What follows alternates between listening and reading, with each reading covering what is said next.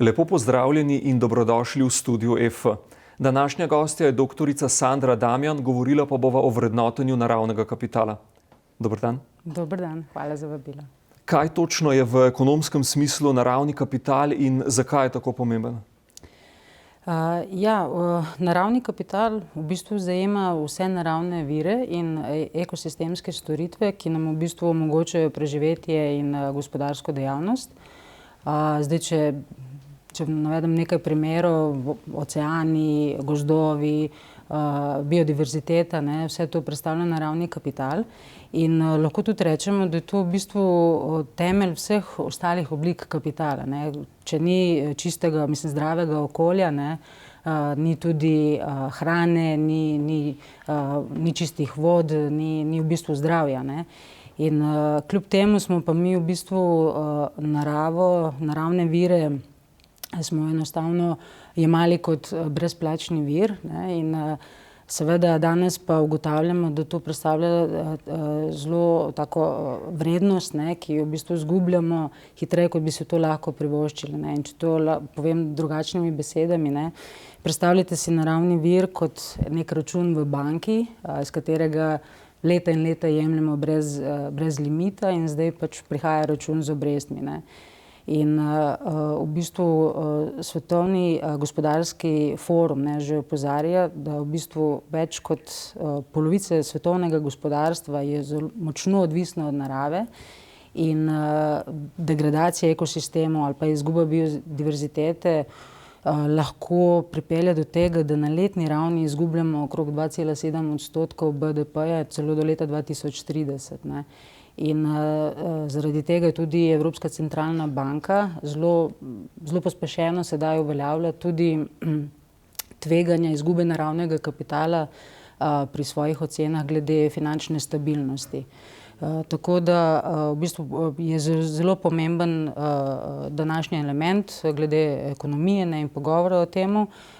Ni samo nekaj, kar bi bilo fajn imeti, ampak je tudi pravna zahteva. Imamo tudi ta v bistvu CSRD, imamo strategijo oziroma poročanje, direktivo, po kateri moramo poročati, in pa okoljski standard ESRS E4, na podlagi katerega že od lani več kot 50.000 podjetij mora poročati o svojem vplivu na naravo in pa na biodiverziteto. Tako da v bistvu to postaja osnova za analizo portfeljev, za donosnost in pa seveda za kazalnike glede tveganj. Kako ustrezno in pravilno vrednotiti naravni kapital?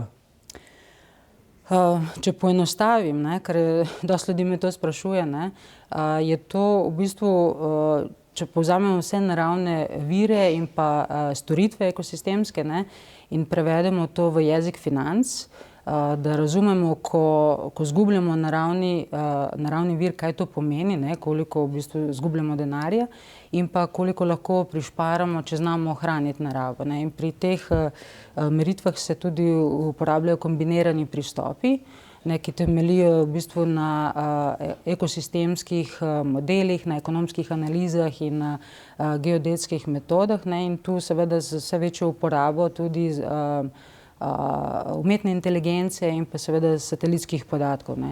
Obstajajo seveda štiri ključni načini. Eno je seveda tržna vrednost naravnega kapitala, denimo gozdovi, ribe, voda, potem imamo tudi nadomestitvene stroške, koliko bi denimo stalo, če bi mi z umetnimi načini naredili nekaj, kar bi narava že naredila, recimo zaščito od poplav z jezovi.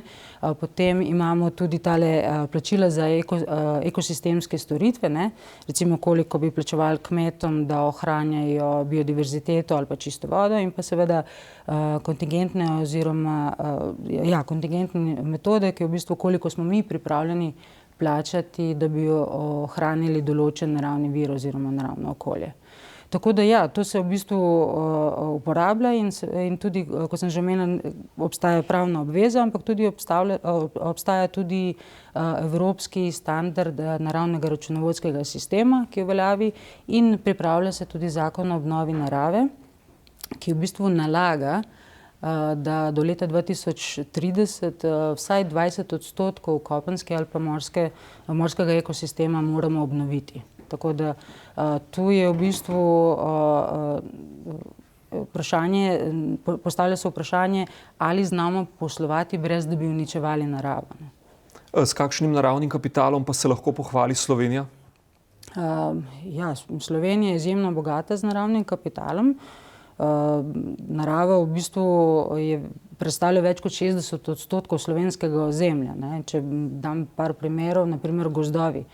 Imamo tretji največji delež v Evropi, več kot 60, približno 60% je pokrito z gozdovi in gozdovi imajo to možnost, nekje sem gledala tudi podatek, da približno na letni ravni zajema okrog 7 milijonov ton CO2, kar je v bistvu 3-krat več, kot imamo vse emisije, ne, v Sloveniji na letni ravni. Potem imamo tudi zaloge pitne vode, tretji smo v Evropski uniji, ne, tako da mi imamo zelo bogat naravni kapital. To sploh zame ni vprašanje, ali ga imamo, pri meni se bolj poraja tisto vprašanje, ali znamo to sploh strateško uporabljati, ne. Kajti Slovenija je ena izmed držav, ki, mislim, se je še nekaj drugih, ne, ampak recimo to naravno prednost, konkurenčno prednost bi mi lahko izkoristili, ne pa recimo naredili tudi nacionalni register naravnega kapitala, potem uporabljali naravni kapital pri proračunskem planiranju, pri analizi investicij, ne, in pa seveda tudi pri strateškem razvoju. Mi tega pač ne počnemo in upam, da bomo kmalu se obrnili v drugo smer in prepoznali to kot trg, ki nam je lahko zelo pomaga pri konkurenčnosti, ne. Seveda, če ga znamo vrednotiti, ohraniti in pa uporabiti strateško. V kolikšni meri pa naravni kapital ogrožajo podnebne spremembe? Ja, zagotovo podnebne spremembe uničujejo naravni kapital, ne, in hkrati pa ta uničen, oslabljen naravni kapital pa nam tudi zmanjšuje sposobnost, da lahko reagiramo na te podnebne spremembe. In v bistvu imamo, vse vidite, kaj se dogaja, te naravne nesreče, ne, in vse to, recimo ta neurja uničujejo gozdove, imamo tudi suše, ki uničujejo pač izsušuje vodo, ne, tako da imamo res težave tu. Ocenjeno je, da na letni ravni imamo izgubo biodiverzitete okrog 1 milijon imamo ogroženih vrst, potem, kot sami veste, oceani se segrevajo, zakisujejo in potem to seveda uničuje koralne grebene, ribe izginjajo in seveda zmanjšuje se tudi absorpcija CO2 in izgubljamo tudi modri blue carbon, ne, izgubljamo, kar je zelo vreden. Več kot 40% globalnega prebivalstva že trpi zaradi izgube vode, tako da je res problem.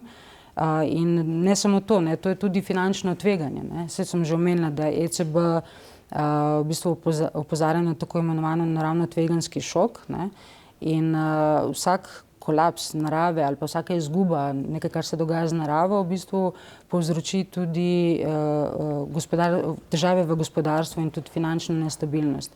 Tako da mislim, da je že ekonomska realnost oziroma vse, kar se dogaja, da je to prepoznano in da se začenja to uporabljati tudi pri teh zadevah. In če ne bomo znali tega zaščititi, ne, in če bomo izgubili naravne vire, tu bomo v bistvu imeli sesutje celotnega varnostnega sistema in tu ne gre potem več samo za vprašanje okoljevarstva, ampak gre v bistvu za gospodarsko odpornost. Tako da moramo resno se lotiti tega. Obravnava takšnih s trajnostjo povezanih področij pogosto trči ob kritike, da gre le za neke vrste modno muho. Kako vi odgovarjate takšnim kritikam? Ja, tega je danes veliko, sploh pa recimo odmik teh velikih igralcev, recimo od ESG-ja, ne. Vedno navajajo primer BlackRocka, ker BlackRock je en izmed največjih investitorjev, ne, in da so bili največji zagovorniki ESG-ja, na to so se odmaknili lani, če se spomnim, proti koncu leta, ne. Ampak ta njihov odmik od, bi rekla, politične oznake ESG-ja ne pomeni odmik njihovega vlaganja v trajnostne investicije. Ravno nasprotno, ne. Larry Fink je tudi rekel, da je prihodnost v bistvu ta naravni kapital. In oni globalni ravni iščejo projekte, ki imajo naravni donos, ne, to se pravi, investirajo v gozdove, v biodiverziteto in postanejo lastniki. Lastništvo bi pa moglo biti v rokah države, lokalne skupnosti in tako naprej. Tako da, ja, pri ESG-ju morda lahko gre za etiketo, pri naravnem kapitalu tu gre pa za infrastrukturo prihodnosti in to gospodarstvo prihodnosti ne bo zeleno zaradi PR-ja, ne. Bo moglo biti zato, ker drugače ne bo delovalo, ne. Tako da tu absolutno ne gre za hype, ker v bistvu 100% svetovno gospodarstvo temelji in deluje znotraj ekosistemov in ti se več ne dajo na kredit. Najlepša hvala za pogovor. Hvala tudi vam. Hvala tudi vam, spoštovani gledalci. Spremljajte nas še naprej.